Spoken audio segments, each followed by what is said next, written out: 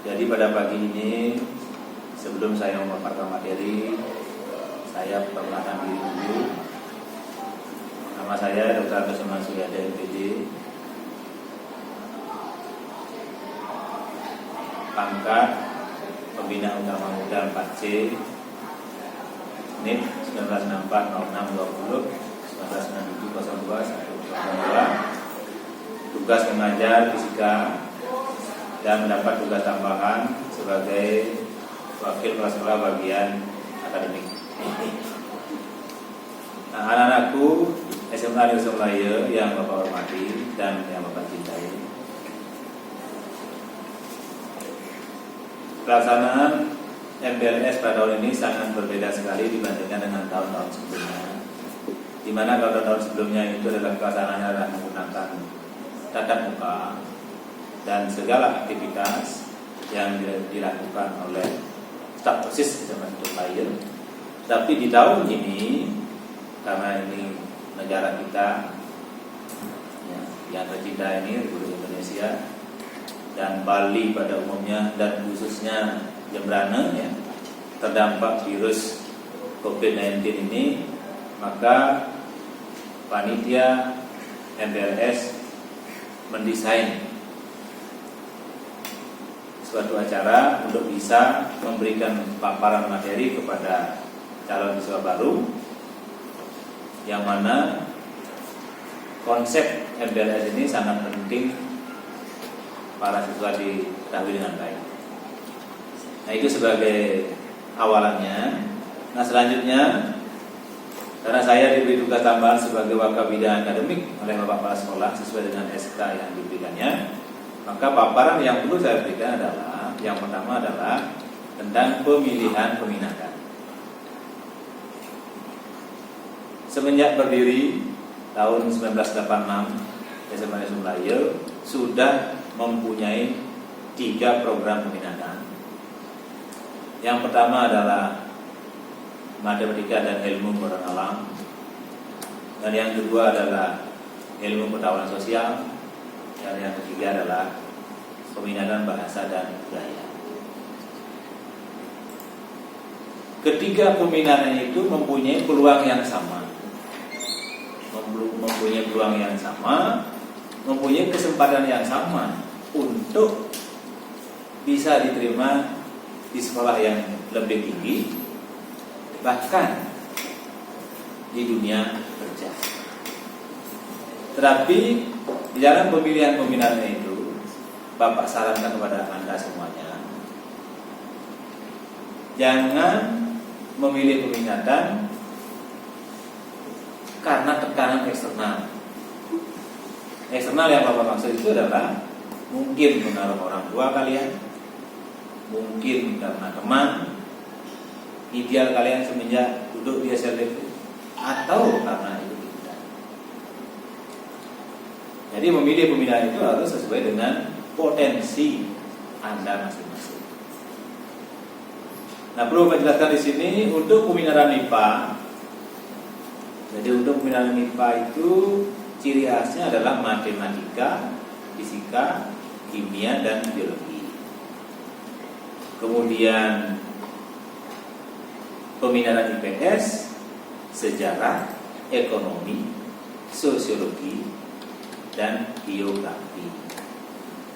Sedangkan peminatan bahasa dan budaya, bahasa dan sastra Indonesia, bahasa dan sastra Inggris, bahasa Jepang, dan antropologi. Nah, itu ciri khas masing-masing peminatan.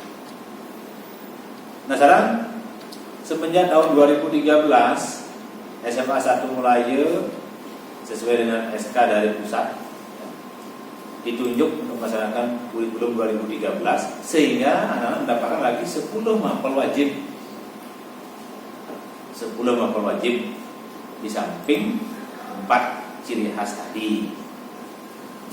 Nah, wajib itu adalah yaitu agama dan budi pekerti, PPKN, bahasa Indonesia, sejarah Indonesia, matematika, seni budaya, penjaskes, prakarya.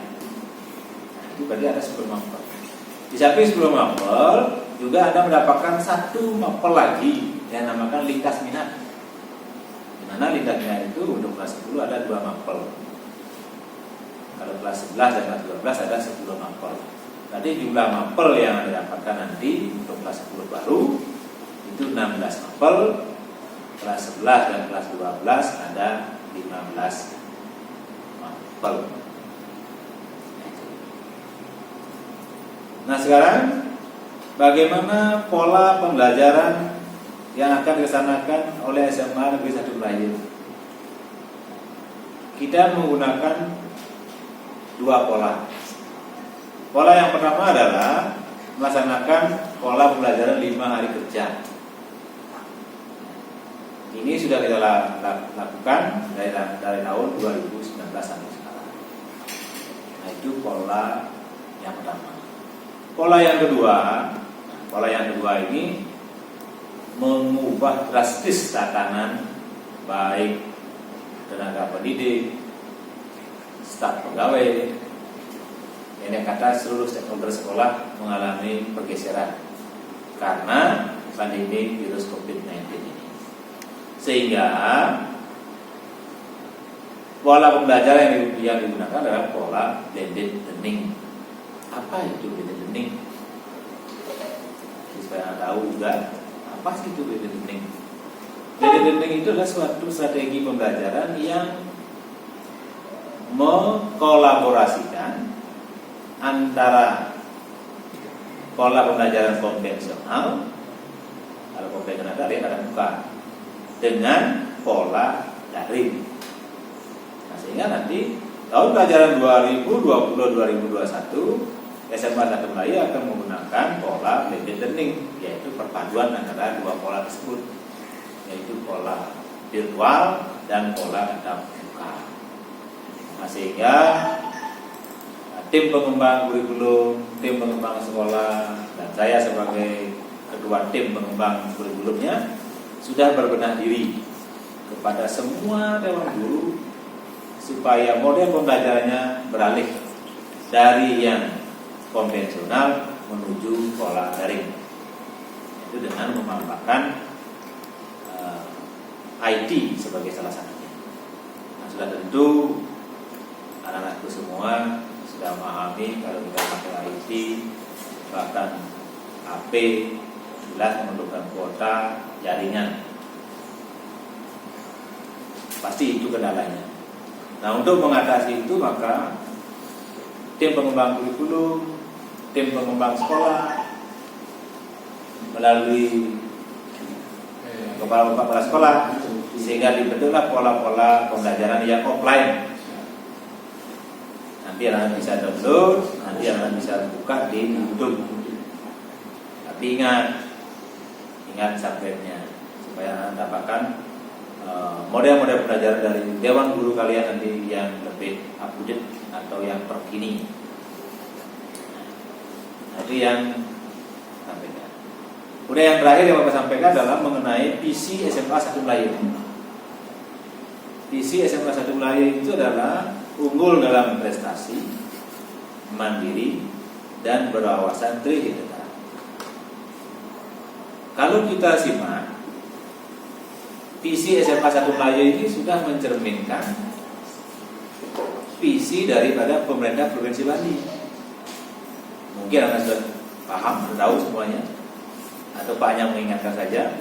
Visi pemerintah Provinsi Bali adalah Nangun Satkirti Lokto Bali. Berarti visi SMA Melayu ini sudah mencerminkan itu. Yang mana mencerminkan itu? Karena ada Trihita Karananya.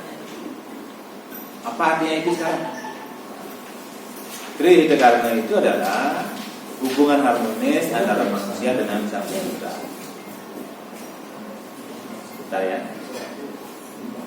Kemudian hubungan harmonis antara manusia dengan manusia, dan yang ketiga hubungan harmonis manusia dengan lingkungannya. Nah, ini artinya seluruh siswa yang menempuh pendidikan di satuan pendidikan di SMA 1 Melayu ini sudah memperkuat pendidikan penguatan karakter dengan adanya Trihita. Nah, sehingga kepada siswa diharapkan baik setelah tamat di SMA 1 Melayu sebagai anggota masyarakat menempuh pendidikan yang lebih tinggi, tetap menggunakan perilaku yang santun, bertanggung jawab, berintegritas dan sebagainya.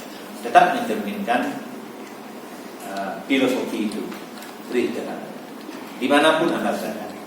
Pak yakin dengan memahami itu semua Anda akan menjadi manusia yang unggul dan manusia yang mandiri. Siapa yang bisa unggul dan mandiri, itulah yang menjadi orang yang sukses. Mungkin saja yang bisa Pak sampaikan. Atas perhatian semua, Pak ucapkan terima kasih. Selamat siang.